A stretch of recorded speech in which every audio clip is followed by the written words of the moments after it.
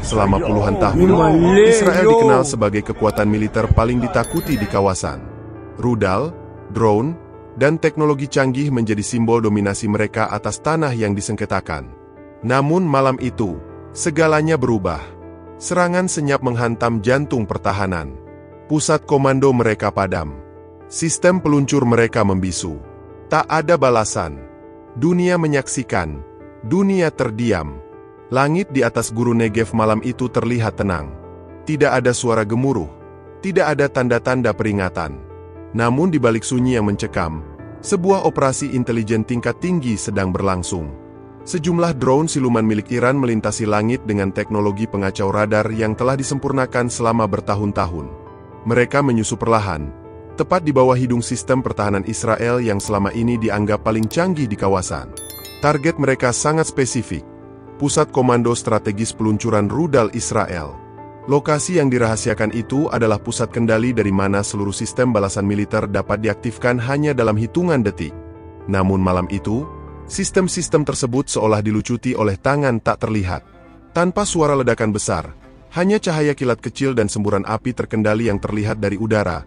Drone-drone itu menghantam panel kontrol, generator utama, dan node komunikasi satelit militer. Beberapa menit kemudian, ruang kendali militer di Tel Aviv berubah menjadi pusat kekacauan. Para operator melihat layar mereka berkedip-kedip sebelum akhirnya padam total. Komunikasi dengan pusat peluncuran terputus, dan semua sistem cadangan gagal menyala. Situasi darurat dinyatakan, namun tidak ada satupun protokol otomatis yang bisa dijalankan. Semua sistem telah diretas dan dinonaktifkan dalam waktu yang begitu cepat dan terukur. Pimpinan militer Israel, yang saat itu sedang mengikuti rapat terbatas, langsung dievakuasi ke bunker bawah tanah. Mereka tidak menyangka bahwa serangan bisa sedemikian presisi. Tak ada bunyi sirene peringatan, tak ada pergerakan Iron Dome. Dunia militer Israel yang selama ini dibanggakan kini terasa rapuh, seperti balon logam yang meletus tanpa suara.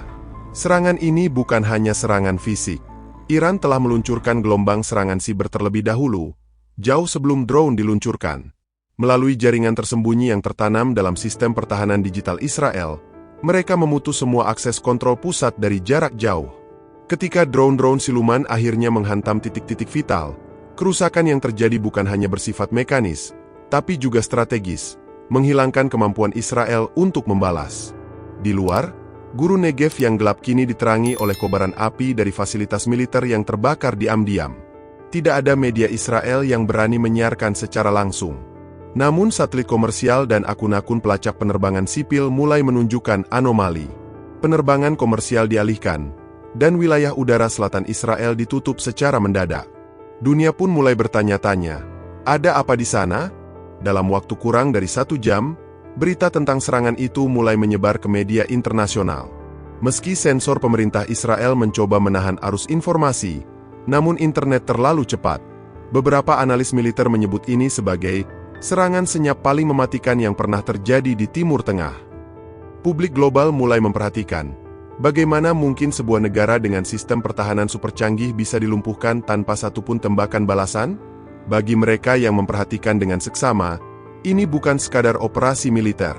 Ini adalah pernyataan bahwa dominasi teknologi militer tidak selalu menjadi jaminan kemenangan. Dan untuk pertama kalinya dalam sejarah modern konflik di kawasan itu, dunia menyaksikan sang penindas terdiam tanpa bisa merespons. Sebuah keheningan yang lebih nyaring dari dentuman bom itu sendiri.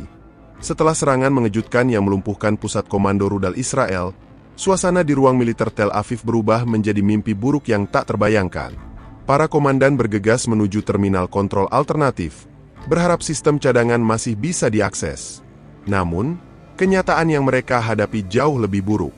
Sistem itu tak hanya tidak merespons, tapi telah dikunci dengan enkripsi asing. Di layar, muncul kode-kode aneh dan pesan-pesan dalam bahasa Farsi, sebuah tanda bahwa infiltrasi siber Iran telah menjangkau titik terdalam pertahanan digital Israel. Upaya panik untuk memulihkan sistem dilancarkan. Tim keamanan siber Israel bekerja tanpa henti, mencoba membalikkan keadaan. Namun serangan ini bukan serangan biasa. Struktur virus digital yang menyusup ke sistem mereka dibangun dengan kecerdikan tingkat tinggi. Beberapa ahli menyebutnya sebagai senjata digital paling mematikan yang pernah mereka lihat. Setiap kali mereka mencoba membuka jalur kontrol, sistem justru mengunci diri lebih dalam. Bahkan pusat data cadangan yang berada di bunker bawah tanah turut menjadi korban serangan. Sementara itu, pangkalan militer di beberapa titik, termasuk di Haifa dan Beersheba, mencoba mengaktifkan sistem peluncuran rudal manual. Namun hasilnya nihil. Sistem komunikasi antar satuan telah terputus. Komando tertinggi tidak bisa mengirimkan perintah. Mereka tidak hanya lumpuh, tapi benar-benar buta dan tuli di tengah krisis. Seolah-olah semua jalur komando telah dilucuti satu persatu, tepat sebelum jari mereka menyentuh tombol balasan. Kabar kelumpuhan ini pun perlahan menyebar ke komunitas intelijen dunia. Negara-negara besar yang sebelumnya memantau situasi dengan tegang mulai mengubah nada mereka. Tak ada serangan balasan, tak ada ledakan rudal di arah timur. Semua yang ditunggu dunia tak pernah terjadi. Bahkan sekutu terdekat Israel dibuat terdiam. Tak menyangka serangan Iran bisa begitu senyap, presisi, dan benar-benar membungkam. Di balik layar media internasional, para analis mulai menggelengkan kepala. Beberapa menyebut peristiwa ini sebagai titik balik militer digital abad ini. Israel, yang selama ini disegani karena sistem pertahanan Iron Dome dan kekuatan rudalnya, malam itu jatuh ke dalam jurang ketidakberdayaan. Tidak karena kurang senjata, tapi karena pusat otaknya telah diretas dan dipadamkan dari dalam. Sebagian media bahkan menyisipkan nada sinis dalam laporan mereka. Sebuah siaran internasional menampilkan headline, Israel tertidur di meja kontrol sendiri. Dunia tidak lagi menatap Israel dengan rasa takut, melainkan dengan rasa heran. Bagaimana bisa sebuah negara dengan begitu banyak anggaran militer, bisa lumpuh total hanya dalam satu malam? Bahkan suara kritik dari dalam negeri mulai bermunculan, menyalahkan kegagalan pertahanan digital yang selama ini dibanggakan sebagai yang terbaik di dunia. Di sudut-sudut Gaza, warga yang selama ini hidup dalam tekanan militer melihat berita itu dengan mata berkaca-kaca. Tidak sedikit yang mengangkat tangan ke langit, bersyukur atas momen langka ini. Bagi mereka, ini bukan soal Iran, bukan soal kekuatan teknologi, melainkan soal keadilan yang akhirnya menunjukkan wajahnya, walau hanya sesaat, dan tanpa darah balasan. Mereka tahu luka yang ditinggalkan perang tak mudah disembuhkan, tapi melihat sang penindas terjatuh tanpa bisa membalas, memberi harapan bahwa dunia bisa berubah. Di berbagai negara, meme dan sindiran mulai bermunculan. Meme tentang tombol rudal yang tak bisa ditekan, atau sistem militer Israel yang butuh restart, menyebar cepat di media sosial. Bahkan di beberapa studio berita, pembawa acara tertawa kecil sambil membaca naskah berita. Dunia tak hanya terkejut, tapi mulai menertawakan situasi ini. Rasa takut yang dulu melingkupi setiap langkah Israel, kini berubah menjadi ejekan yang menyakitkan. Namun di tengah kekacauan itu, para petinggi Israel justru saling menyalahkan. Mereka menuding kegagalan sistem cadangan, kelalaian intelijen, dan bahkan adanya infiltrasi internal. Tidak ada yang mau mengakui bahwa untuk pertama kalinya, Israel kehilangan kendali atas dirinya sendiri. Tidak oleh serangan rudal besar-besaran, tapi oleh satu strategi brilian yang dilakukan dengan presisi dan diam-diam, tanpa satupun suara peringatan. Malam itu, dunia menyaksikan bukan kehancuran fisik Israel, tapi kehancuran reputasinya. Sebuah negara yang selama ini tampil sebagai simbol kekuatan militer modern, kini hanya bisa berdiri diam dalam keheningan, menyaksikan sistem balasannya tak pernah berhasil diluncurkan. Sebuah malam yang akan tercatat dalam sejarah sebagai momen ketika kekuatan bisa dilumpuhkan tanpa peluru, dan ketika suara dunia mulai mengingatkan bahwa kesombongan militer tak selamanya kebal dari hukum keadilan. Keesokan paginya, dunia internasional bangun dengan satu kabar besar. Israel gagal meluncurkan satupun rudal balasan setelah serangan presisi Iran. Media-media besar, dari Eropa hingga Asia, berlomba-lomba mengangkat headline dengan nada sinis. Sebuah harian di London menulis, negara tanpa tombol balas dendam. Di media sosial, gelombang reaksi publik menggelegak. Rakyat dari berbagai belahan dunia, yang selama ini hanya menjadi penonton bisu konflik, kini bersuara, bukan dengan ketakutan, tapi dengan tawa yang tajam. Sebuah ironi sejarah telah terjadi, dan dunia menyambutnya dengan ejekan. Tagar seperti karma untuk Zionis, dunia melihat, dan saatnya Palestina bicara menjadi trending global. Meme beredar luas.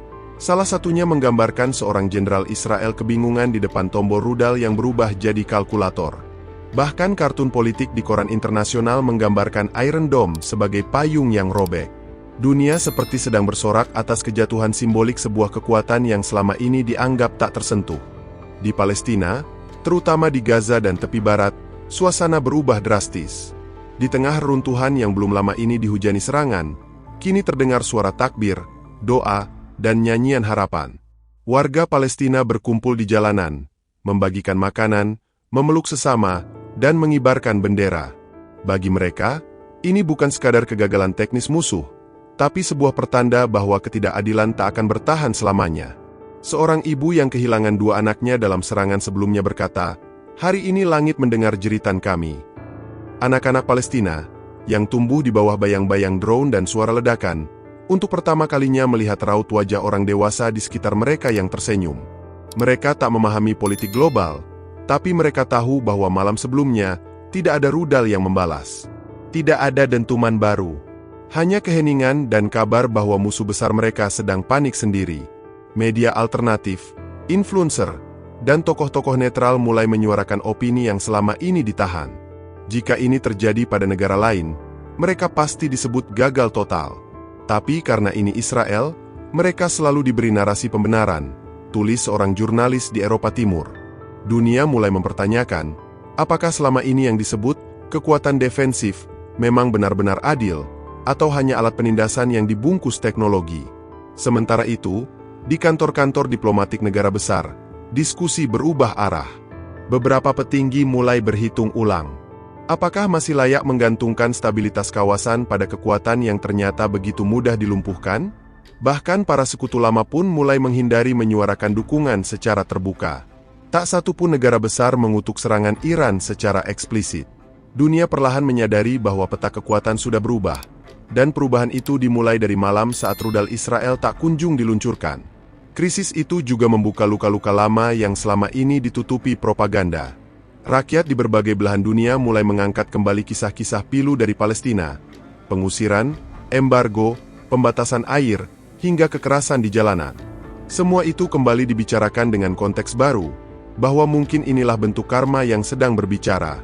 Karma yang tidak datang dengan bom, tapi dengan kegagalan teknis yang membuat dunia tertawa getir. Para pemimpin Israel mulai menyadari bahwa kerugian mereka tidak hanya dalam bentuk kerusakan fasilitas, tapi dalam hilangnya kepercayaan. Ketika sebuah bangsa yang selama ini digambarkan sebagai tak terkalahkan, tiba-tiba terdiam, reputasi itu tak bisa diperbaiki hanya dengan pidato atau operasi militer berikutnya. Dunia telah melihat kelemahan, dan lebih buruk lagi, dunia telah menertawakannya. Bagi rakyat Palestina, ini bukan akhir dari perjuangan, tapi ini adalah celah kecil yang memberi ruang untuk harapan. Sebuah pengingat bahwa ketidakberdayaan tidak selamanya berarti kalah. Malam yang penuh diam dan kekacauan di kubu lawan, justru menjadi pagi yang cerah bagi mereka yang selama ini berjalan dalam bayang-bayang penderitaan.